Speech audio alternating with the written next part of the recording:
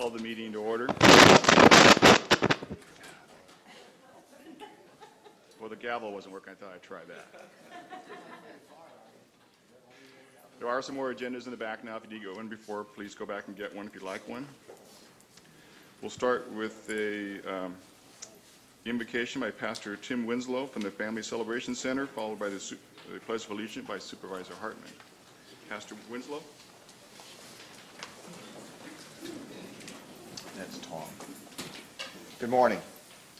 It is such an honor this morning, Lord, to invite you into this presence in this particular meeting. We ask that your wisdom be given to all, and that we just praise you for it. In your name, amen. Please join me in the salute to our flag. I pledge allegiance to the flag of the United States of America and to the republic for which it stands, one nation under God, indivisible, with liberty and justice for all. Thank you, Pastor Winslow. Appreciate you coming this morning. Thank you, Supervisor Hartman.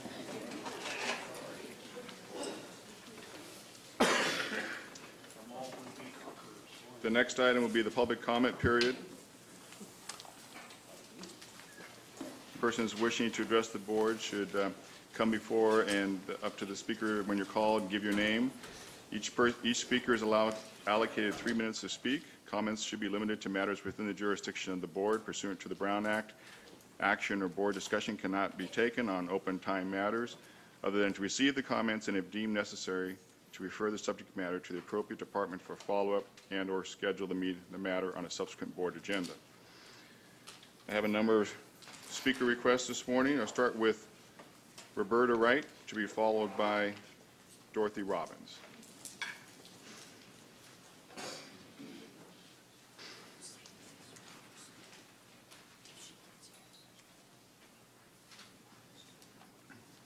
Yeah, good morning, Chief Leonard Modi and the board here and all the board. Thank you for this opportunity to speak again about George Washington. I've done this before, but his words are very important. Most of these are his words. In George Washington's farewell address, he says, "Of all the dispositions and habits which lead to political prosperity, religion and morality are indispensable supports." Is George Washington saying that religion and morality are needed for our political welfare? I think so. What does he say about those who would undermine religion and morality? In vain would that man claim the tribute of patriotism who should labor to subvert these great pillars of human happiness, these firmest props of the duties of men and citizens. So it seems we cannot call those patriots who are opposed to religion and morality in the public square. The mere politician, equally with the pious man, ought to respect and to cherish them, these supports of religion and morality. A volume could not trace all their connections with private and public happiness and blessedness. Let it simply be asked, where is the security for property, for reputation, for life, if these sense of religious obligation desert the oaths, which are the instruments of investigation in courts of justice? And let us with caution indulge the supposition that morality can be maintained without religion.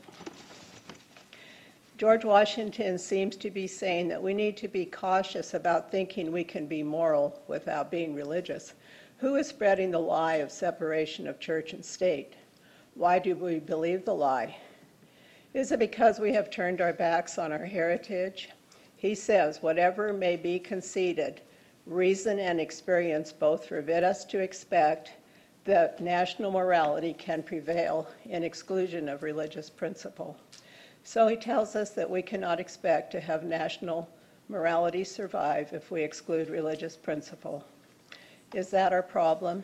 Have many in authority tried to erase religious principles from public life? Many are asking, what is wrong? Why is our society disintegrating? Doubtless we need to return to the wisdom and principles that made our country great. We need to review our Bible, which our founding father used as their political guide frequently, as well as our founding documents, the Bill of Rights, the Constitution, and George Washington's farewell address. Thank you for this opportunity. Thank you, Roberta.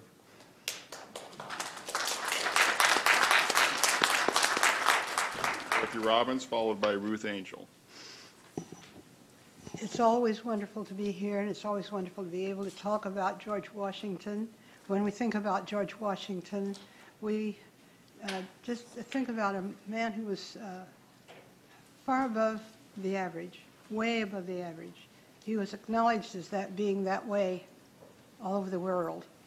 And when we look at a panorama of his life was always, from a very young age, devoted to his God and to his country. And he served God in such wonderful, wonderful ways.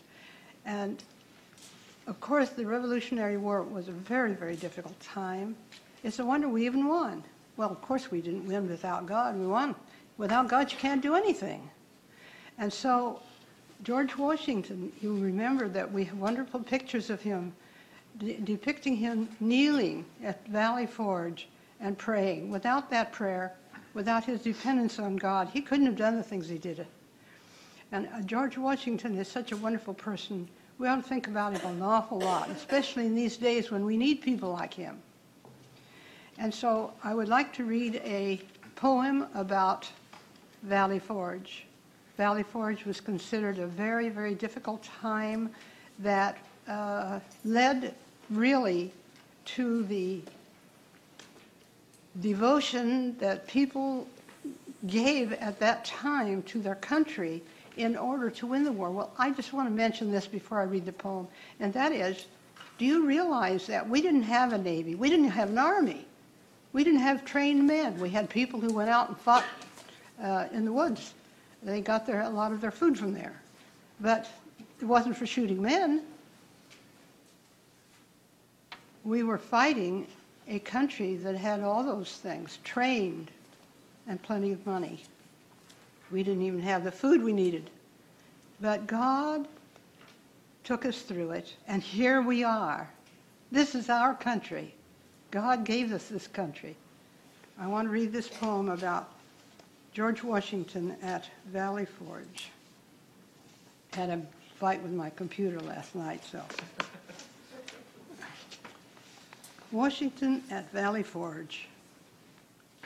Chill the mighty wind doth blow, cold the old earth lies neath the snow, cold the old earth's heart beats slow, slow, so very slow. Red with blood the redcoats glow, death and defeat are near, we know. Washington, awake! Kneel you while the war's at stake? Don't you know we bend, we break? Up and wake! Still he bows within the break, knowing well the war's at stake, knowing that defeat will take liberty and hope unmake. And still he prays, for Jesus' sake. That was Washington. The woods are full of redcoats, and the town's full of the same, and there's Tories sitting easy, playing out the waiting game. They've betrayed the name of freedom to their everlasting shame. Wealth and power are with the foe. With the Yankees, cold and snow, cold and hunger, winds that blow, icy winds, and freedom's glow. Now the general marches on, for his praying time is done, and the battle has been won by praying Washington. Thank you, Dorothy.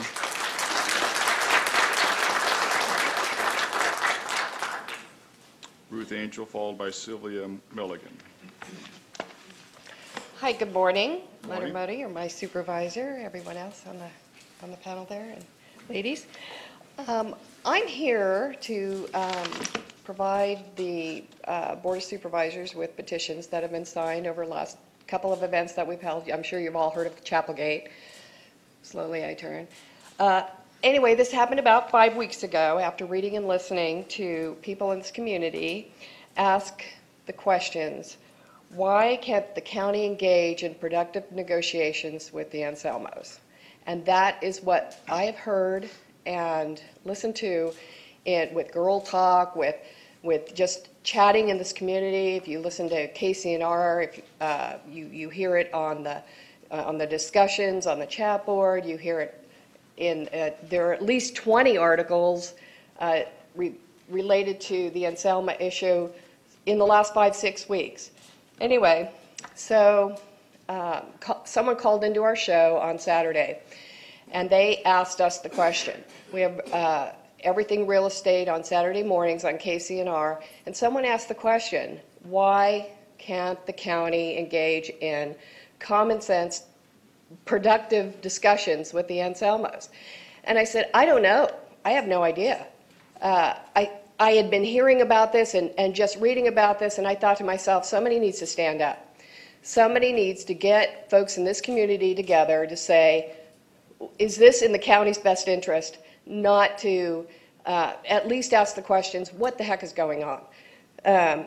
What we do know is that Roberta Anselmo and his wife spent $20 million in this community since they bought their property. They've paid thousands in sales tax and property tax since then. They employ 38 people. What we know about the county is that there are 32 lawsuits in the Shasta County, 16 of which are directly naming the County Resource Management Department. And that, to me, is just begs to ask the question, have we lost sight of what's good in this community? And now, I'm not a speaker. I mean, I do a radio show. I co-host a radio show. And I have got 1,000 things going on in my life, personally and professionally.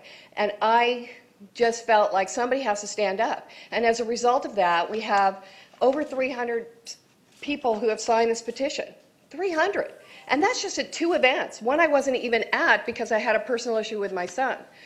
But the reason I bring this to your attention is because I think we deserve better. I think we deserve better in Shasta County. I think that we deserve a Board of Supervisors that examines this issue and looks at this issue. And I know yesterday you did a meeting and there was a lot of conspiracy and that sort of thing. I don't believe it. I'm thrilled that you're looking at this issue. I really am. I think that Robert Anselmo is a veteran. He deserves some attention and some time. And although there's a legal battle going on, we in this community, we don't know all the facts, we don't know all the issues, but we do know that we deserve better than that. And I think you have a perception problem, I think you have a public relations problem, and I think you need to address that. We need to get this over with. He deserves that, and we deserve that. Thank you. Thank you, thank you.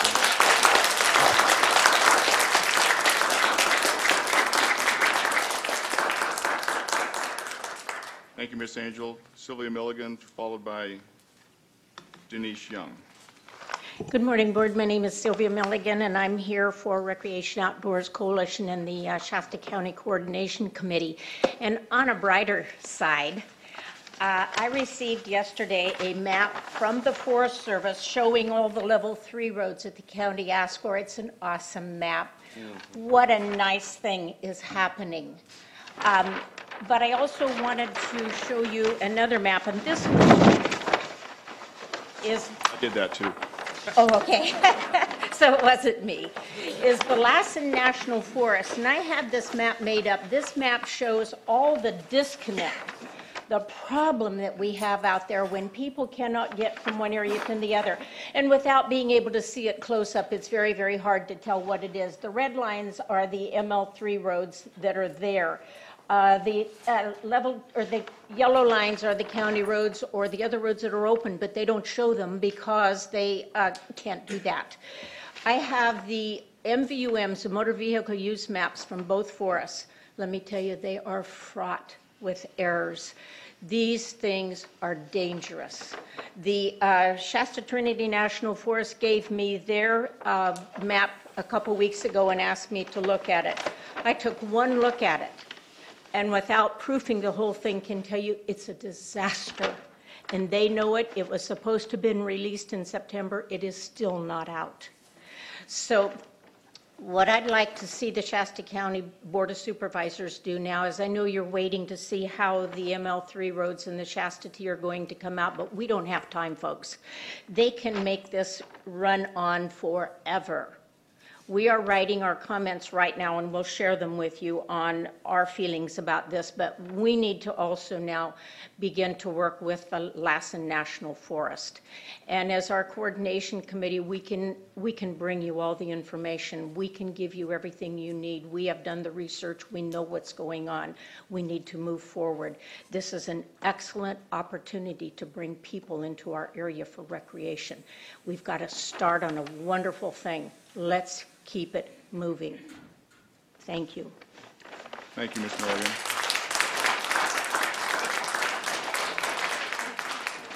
Denise Young, followed by Rod Evans.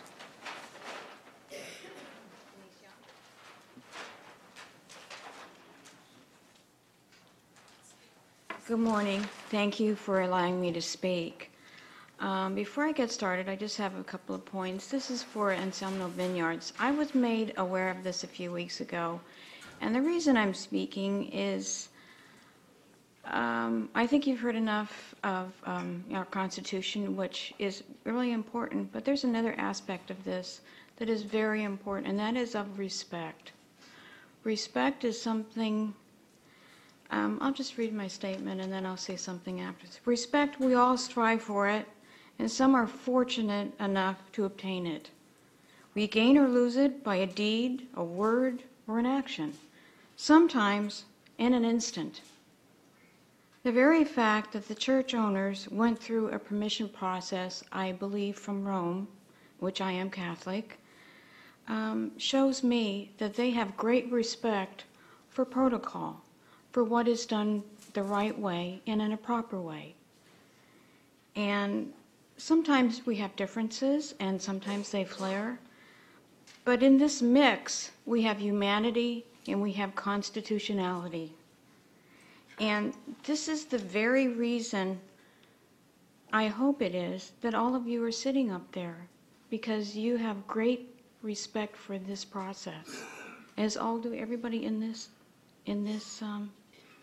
audience does. You took an oath to set aside personal feelings and put forth the essence of what the people you represent elected you for. They are your first and foremost concern, and I pray your only concern. And sometimes things are not black and white. There are gray areas, and it isn't always right, and it isn't always totally wrong. But it is always about, or should be, what is just and what is good. Thank you. Thank you, Ms. Young. Rod Evans, followed by Don Kirk.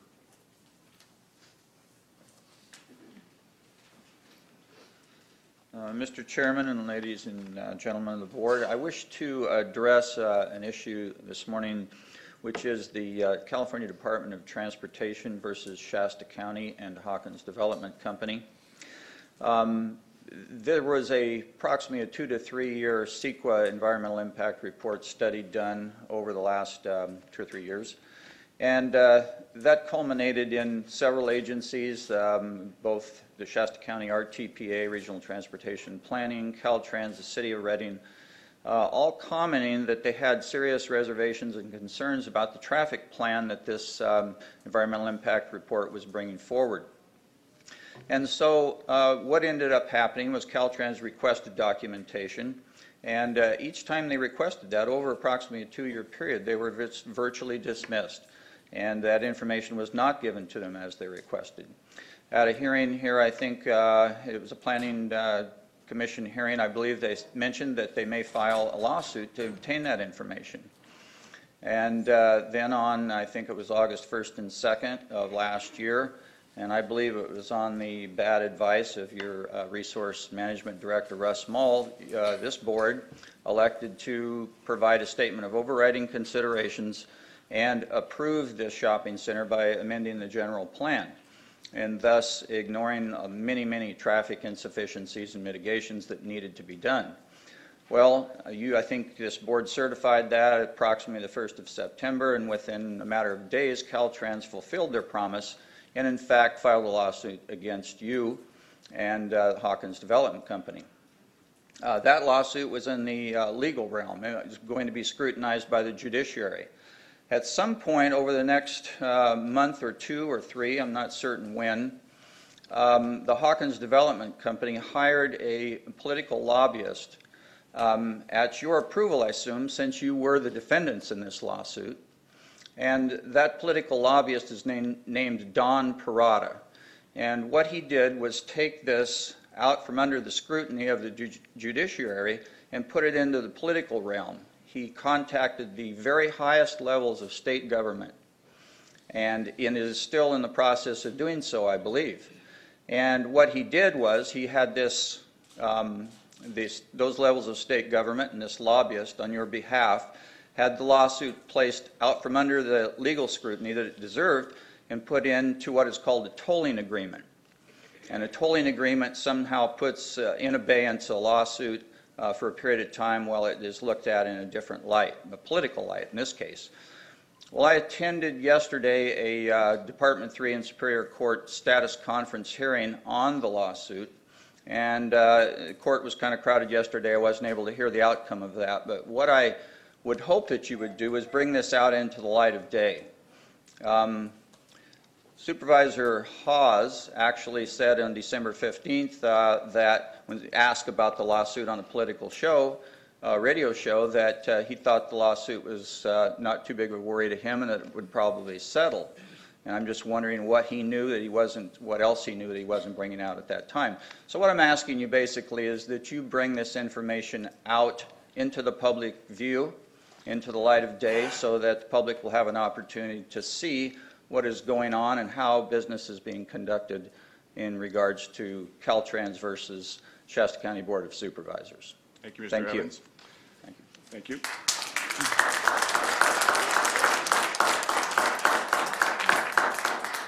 Don Kirk, followed by Eric Casano.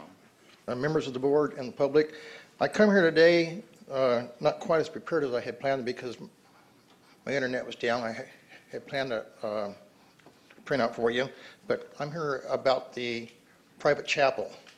There is a federal law that is hardly ever used, but it's been challenged in court quite a few times and upheld, although smaller courts have overturned it, but the bigger courts upheld it.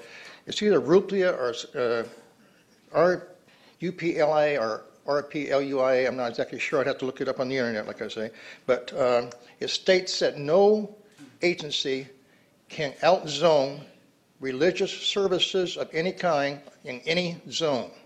And that would include industrial and agriculture, anything. And as I say, it's been in court quite a few times. A lot of cities have never heard of it. When they do hear of it, they try and overrule it and everything, but it's upheld in appeals and everything. Next week, I will bring you printouts on this, and it's something that you should be looking into, because if you're trying to say the chapel does not fit into that zone, it don't make any difference if it's a Bible study or a church. According to the law, it is legal. Thank you very much. Thank you, Mr. Kirk.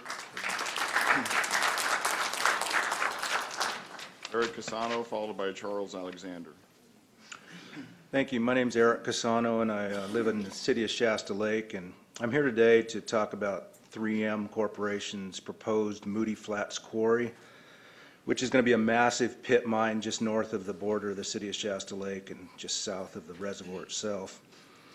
And the reason I call it a massive pit mine, because people think of quarries, they think of some of these places like up by Mountain Gate, not talking about the limestone quarry, but these other little quarries. But this thing's going to be like a big terraced pit mine. It's going to be massive.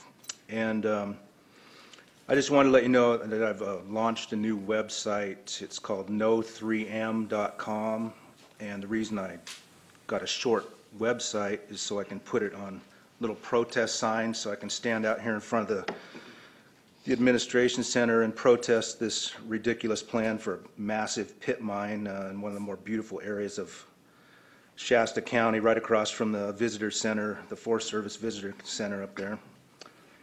And if you go to that no3m.com website, you can find a picture of this area showing these mountains that 3M proposes to carve up and turn into aggregate to send down south and some local usage, but seems like a pretty high price to pay to send gravel to the Bay Area, but that's apparently the plan. And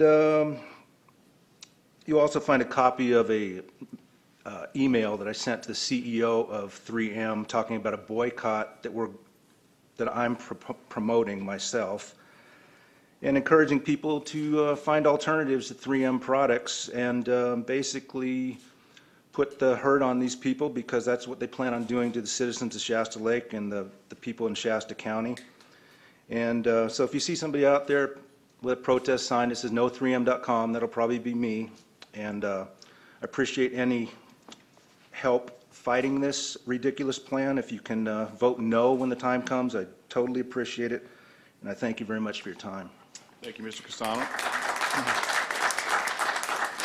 Charles Alexander, followed by Gary Cadd.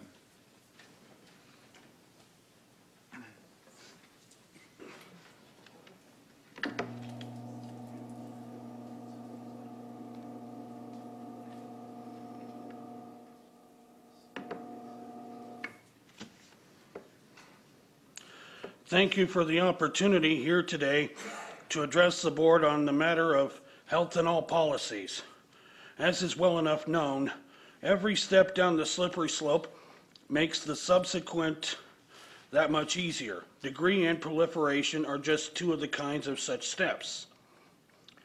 Whether that step be taken by the person who took the previous step or by another, it is still another step down the slippery slope down which we are all being drugged, whether we want to be or not, unless we stop and turn about. When the idea was first bandied about to use legislation to try to control other people's dietary choices, did anybody then anticipate that bureaucrats would be ripping lunches out of the hands of 4-year-old little girls in preschool and telling them that their mums are bad mums because they send their kids to preschool with contraband, in this case a lunch that was not first specifically pre-approved before being allowed to be carried to preschool? Recently, this very thing happened to a 4-year-old little girl at a preschool in North Carolina. It would be easy to dismiss such a thing as San Francisco freakishness had this thing happened only in San Francisco. But this happened in North Carolina. Because of that, we can assume that it can happen anywhere. It can happen here, possibly. This is not to say that it necessarily did happen here, just that it could. Have we gotten to the point now where a young mother taking her child to preschool has to be made to endure some kind of permutation fiasco? This is insane. Health and all policies, all means all. Ripping lunches from the hands of little kids, driving wedges between the same kids and their parents as though their parents are hardened criminals for feeding their kids turkey sandwiches and fruit instead of the pre-made, pre-approved school lunch, chicken nuggets and sweet potato mash in the North Carolina case. The homemade lunch was actually healthier than the school lunch, yet the homemade lunch was confiscated in the name of health. Why? Because health was not the goal. Health was just a pretext. Control was the real end game. But it was done in the name of health. Not too many weeks ago, someone on this very dais, after an AB 109 related speech had been delivered by an audience member, took the moment to proclaim that control over other people's dietary choices is somehow the panacea needed to purge out all crime from the fabric of society. Is this the board member? In this, the board member appears to have, among other things, confused control over other people's dietary choices with the rehabilitation of criminals. And it appears to have been a conscious choice on his part, perhaps. Does this same board member now stand by his herein described statements in light of the North Carolina case, in light of the potential for that very thing to happen here? Let's hope it doesn't. Does he yet stand by those statements? Health and all policies. All means all. Thank you. Thank you, Mr. Alexander. Gary Cadd, followed by John Dixon.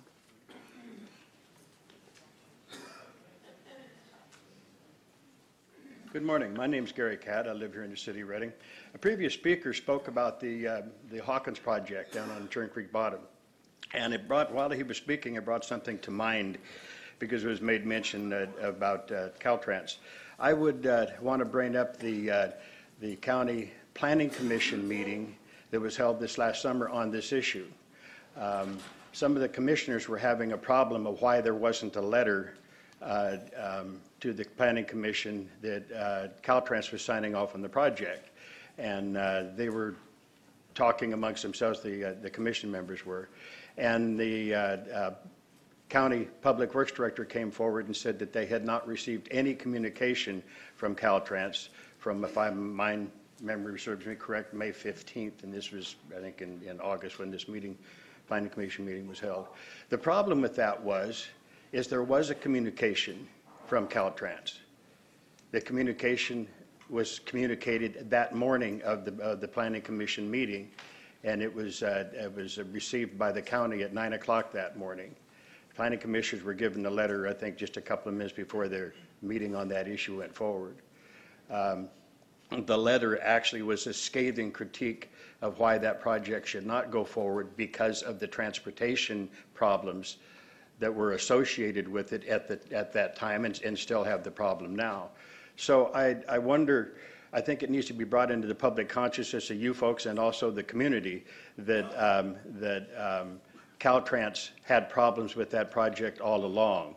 And I believe that the project needs to be looked at in a very serious vein because there are real problems with the project. Not to mention, I don't know if Pacheco School was able to enter the lawsuit along with Caltrans or not, but I know that they have a problem because they're not mentioned in the EIR. Thank you. Thank you, Mr. Cadd. John Dixon. Chairman Modi, supervisors, staff, fellow citizens, I'm going to speak about Chapelgate, and I think we all know what we're talking about here, the Anselmo issue in regards to the chapel. And I'd like to ask the question here, who is the villain? If you pay attention to the anonymous posters on the Reading Searchlight, you'd think it was Reverge Anselmo. If you listen to the rest of the community, it is the Resource Development Department. If you follow the lawsuits, the 16 of them that are pointed at the Resource Development Department, several of which involve the chapel, then it would side with the rest of the public. My purpose here today is to ask the Board of Supervisors to resolve this issue. We have spent enough money defending it. We've spent enough money fighting with Mr. Anselmo. It doesn't have to be this way. This gentleman has brought an enormous asset into this community. We can negotiate it now. Several of you on the board have had personal involvements with this, and I think you know what the right course is. Mr. Anselmo villainized. He needs to have his good name cleared. Anselmo's ranch, vineyard, and chapel are an asset to this county, not a liability, and should be acknowledged as such.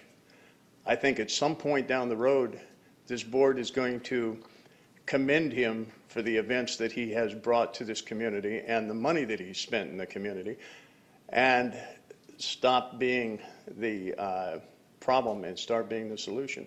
Thank you. Thank you, Mr. Dixon.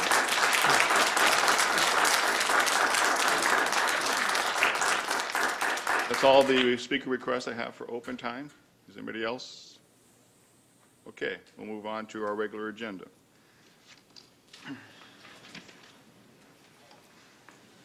R1, consider adopting resolution to recognize the Shasta County Employee of the Month for February 2012.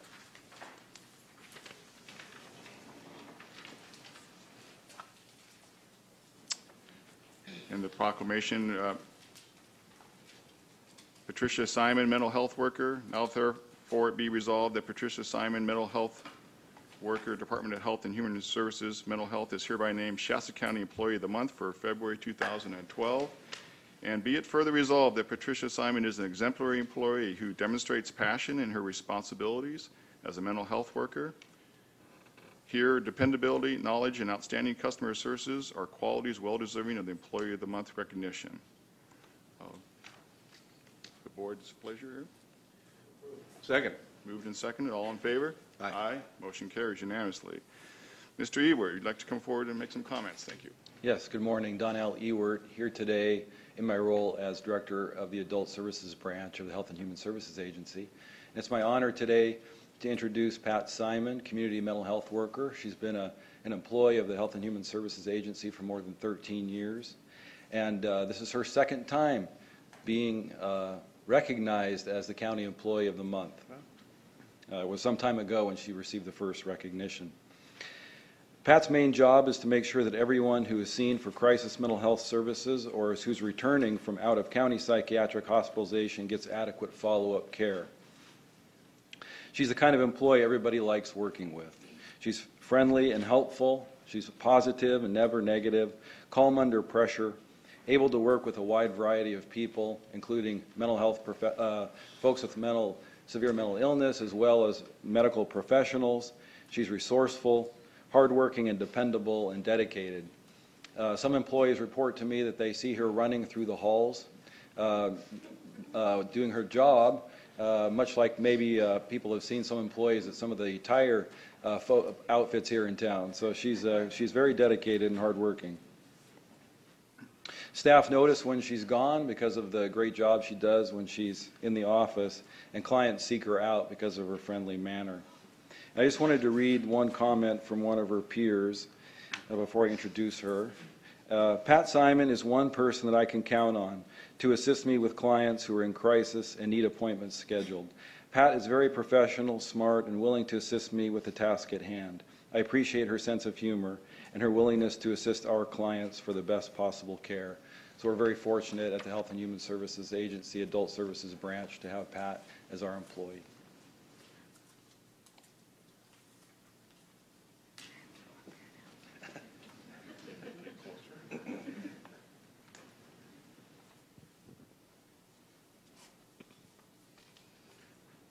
Well, I guess you go by Pat, not Patricia. Okay, that's okay with me. It's okay with you. Okay with me. Okay. Pat, on behalf of my colleagues on the board, it's my pleasure to present you with this recognition as the Employee of the Month for 2012. I think what really stands out here is we're very fortunate to have so many employees who are willing to go above and beyond the call of duty every single day to help people they care dearly about. And obviously, you're one of those people. So on behalf of the board, thank you very much.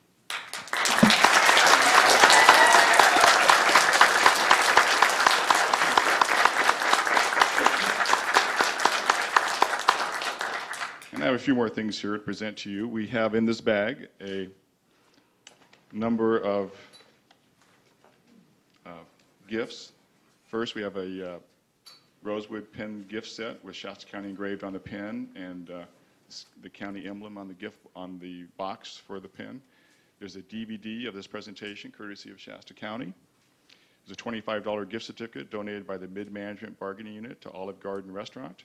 A $25 gift certificate donated by the Department Head Forum to Outback Restaurant, and a $40 gift certificate to a local restaurant donated by the Deputy Sheriff's Association.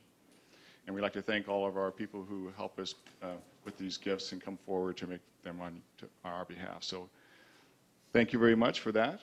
And now an opportunity for you to, if you'd like to say a few words, or if you'd like to introduce, if you have any family here as well. I do. I have my husband, John Simon, and my son, Russell Simon. And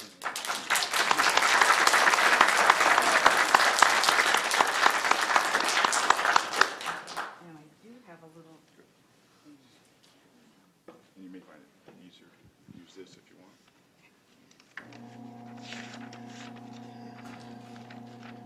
I would like to thank the Board of Supervisors, Mr. Ewert, Marie Osborne, Patrick O'Leary, I'm sorry, Marie, Liz Leslie, and my supervisor, my family, and my coworkers. I could not accept this award without including my family and my coworkers. We are a team, and without them, I could not succeed at my job or my life. The people I work with, and especially for our clients, are always top priority, and I enjoy working with all of them. I thank my family who keeps me strong and proud, and I'm pleased that they could be here today to share this honor with me. Most of all, I want to thank the anonymous person who nominated me. I am honored and humbled by this appreciation. Thank you very much.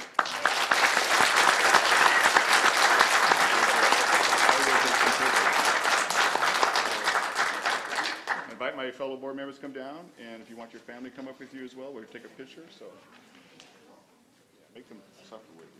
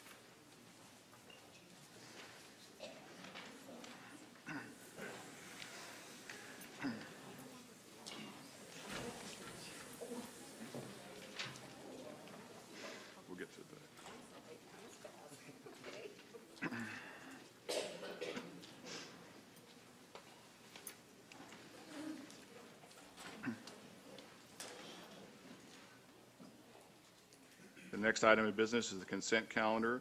The following consent calendar items are expected to be routine and non-controversial.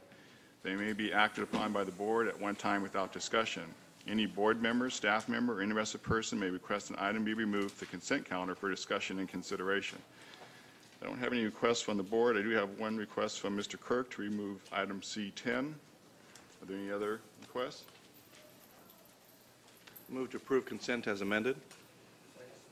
Moved and second. Any further discussion? All in favor? Aye. Motion carries. Item C10. Is there?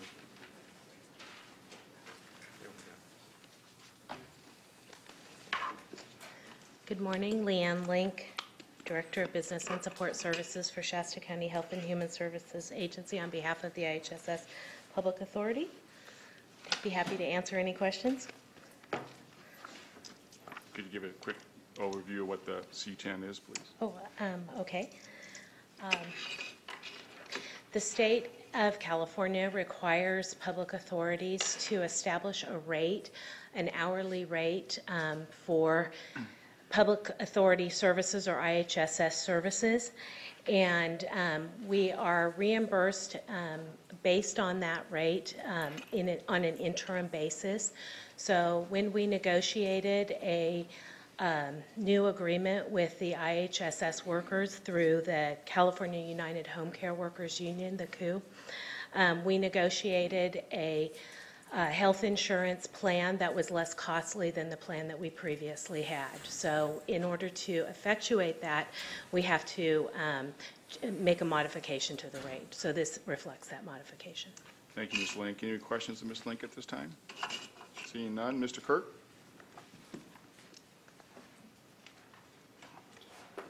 Over the years, for the past 3 years, I've done some work with IHSS as a worker, although the past 4 months or so I haven't done any with them.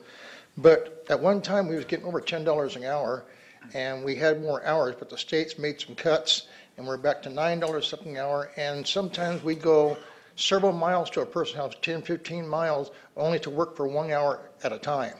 And if you're only getting $9 something an hour, it's not really worth your time. You're doing it because you want to help the people. But still, at the same time, I feel that, the cuts just can't keep going, because if you do, you're going to have a lot of handicapped people out there who need help who's not going to get it. Thank you. Thank you, Mr. Kirk. Mr. Lee, would you like to comment on that regarding where the money comes from? Or Ms. Link, maybe? I mean, as far as how it's funded, yeah. My understanding that, well, first of all, it is a state program, and the funding is set by the state. However, within those parameters, there is negotiations that are taken that take part. And we have recently, this is part of the recent MOU that we just settled with the IHSS worker group. And so this was in agreement with them and us as it relates to any charges or changes. They actually, as it relates to changing the health plan, they actually came to us, and I'm not putting words in their mouth, but there was seemed to be quite a bit of dissatisfaction with their current carriers that they were not happy with at all, and they asked if we would entertain in changing to this other carrier, and we actually obliged in doing that, and it worked out well from what I understand for them and us. So, okay, thank you, Mr. Lees. Any other question by the board? Move approval of the staff recommendation. Second. Moved and seconded. Any other discussion? All in favor? Aye. Aye. Motion carries.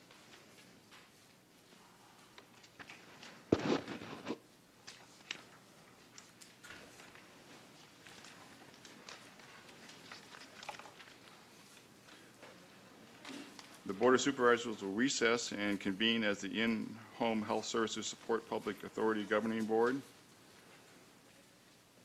Special Districts and our district consent calendar.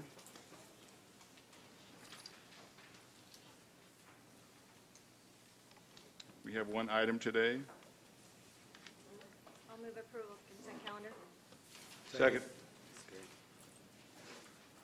Moved and seconded. Any other discussion? All in favor? Aye. Opposed? Motion carries. The In-Home Supportive Services Public Authority Governing Board will adjourn, and we will reconvene as the Board of Supervisors.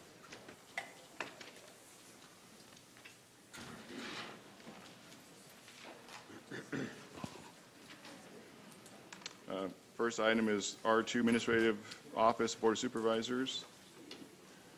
Receive legislative update and consider action on specific legislation related to Shasta County's legislative platform. Consider adopting a resolution which supports Assembly Bill 1455, the high-speed rail lemon law, and receive supervisory reports on county-wide issues. Mr. Lees? I'm going to save any budget report for the mid-year budget discussion item that we have there, and I believe, did you want me to bring up the Assembly Bill 1455, or did you want to take that? Well, I want, if you want to introduce it, but yeah. Well, you take it. Okay, I'll take it. That's all I have. Okay, thank you. The item R2 sub 2, Assembly Bill 1455, asks this to be brought before the board. There is a bill being circulated in the Assembly which deals with the high-speed rail, and I think we've all heard a fair amount about it lately. I have some concerns. I suspect my fellow supervisors do as well, but I shared some information, but just for the public, just a couple of quick facts about the high-speed rail project. Originally, it was touted as a $33 billion project with a combination of 1/3 of state funds, 1/3 federal funds, and 1/3 private funds to fund this thing, with $9.95 billion being paid for by the California taxpayers. Today, that cost has gone from $33 billion to an estimated $98 to $117 billion, and no private funding has come forward at this point. The system was to connect San Francisco to Los Angeles by 2020. Now they're saying it's by 2034. Originally, the cost was supposed to be $55 for a trip. It's now estimated to be $105 a trip. Originally, ridership was estimated to be 95 million passengers per year. Now it's estimated to be somewhere between 30 and 44 million passengers per year. So what was told to us initially certainly has it's starting to fall apart pretty quickly.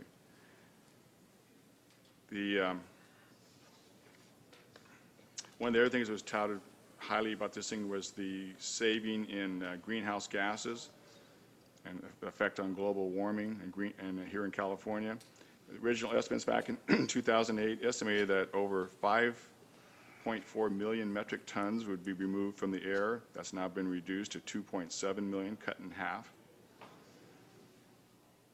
And so I don't know if the other members want to have a comment, but I just, from reading these few of these facts we have, there's many, many more, but it's becoming quite obvious to me that it is sort of the train to nowhere. It's in the middle of California right now with the money being $6 billion being spent for nothing other than just a short piece and a station in the middle of nowhere. So those are just my comments I want to bring for the board. I open it for any other comments or discussion by other board members.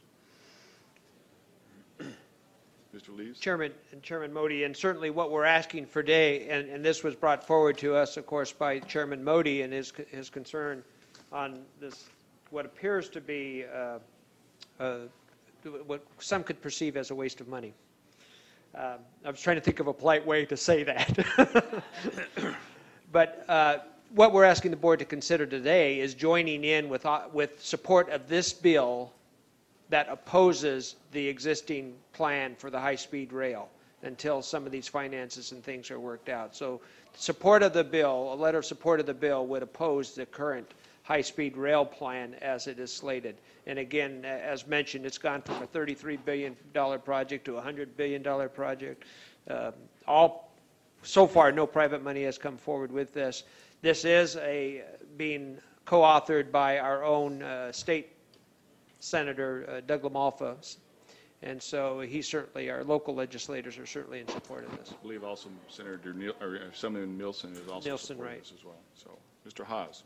Yes, it does seem like a huge waste of money, but if you were living in the valley and trying to work there, and you say you owned a farm, and part of it was on one side of that track and part on the other, it's just about impossible to move back and forth. I've spoken with lots of people in the Central Valley, and they're just worried sick about this thing happening because it will totally disrupt a lot of business, believe me, a lot of business. So besides the money, it's just probably not a very feasible thing to build up through the middle of the Central Valley.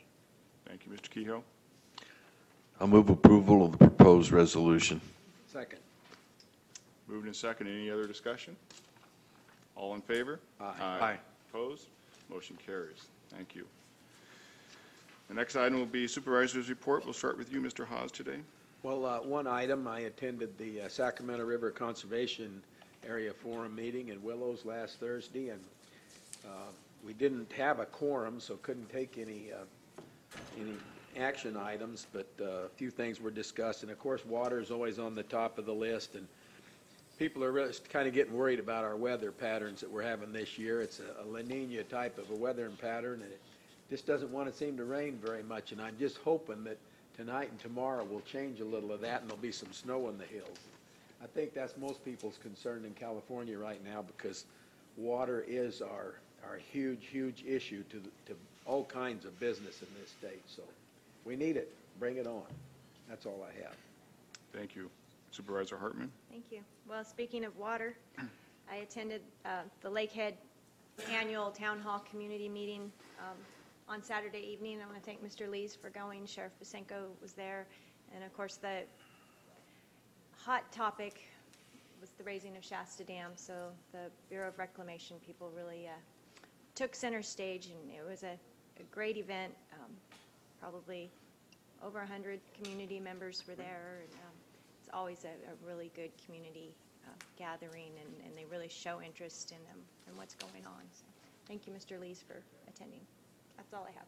Thank you. Supervisor Bach. Thank you, Chair Modi. I have several items this morning. I want to bring to your attention the recent executive committee meeting from the Regional Council for Rural Counties. We just went through the annual audit for RCRC, and I want to report to you that RCRC is healthy and conducts its business well financially. The reason this is important, because of the affiliated enterprises that RCRC manages, then the profits from those enterprises go back in part to support the work of legislation on behalf of the 31 rural counties represented. What that means is that the fees that we pay are a very small part of those several $1 million it takes to have all of the analysts to represent small rural counties. And we need that representation because we're being outvoted, we're being mandated every time we turn around. So our fees will more than likely remain the same, and the bulk of the expenses, several $1 million, are picked up through the profit-producing enterprises of RCRC. So that's the importance. I have the report. I'll put it upstairs on the table for any supervisor who wants to take a look at it. I want to also congratulate Shasta County Sheriff Tom Basenko and the 14th Annual Sheriff's Staff Recognition Ceremony. Great job, Sheriff Basenko, once again. Your department is spectacular. There he is back there in his little window. We appreciate you, especially appreciate the men and women that are on the lines out there and doing the job on a day-to-day basis. Spectacular department. Thank you for a great presentation. And the last thing I'll mention, make it available for supervisors upstairs, is I have a copy of the Siskiyou County National Forest Accountability Project. This is the executive summary. If you'd like to read what that's about, it's a proposal from Siskiyou County as to a way to perhaps bring a new vision for managing our forests. And they are taking this on as a county. Should they be successful in getting federal support and legislation, it could usher in a new era of accountability in terms of managing the forests and keeping them from burning down is the goal here. So that I'll make available for you as well. That concludes my report. Thanks. Thank you, Supervisor Spall. Supervisor Kehoe. Thank you, Chairman Modi.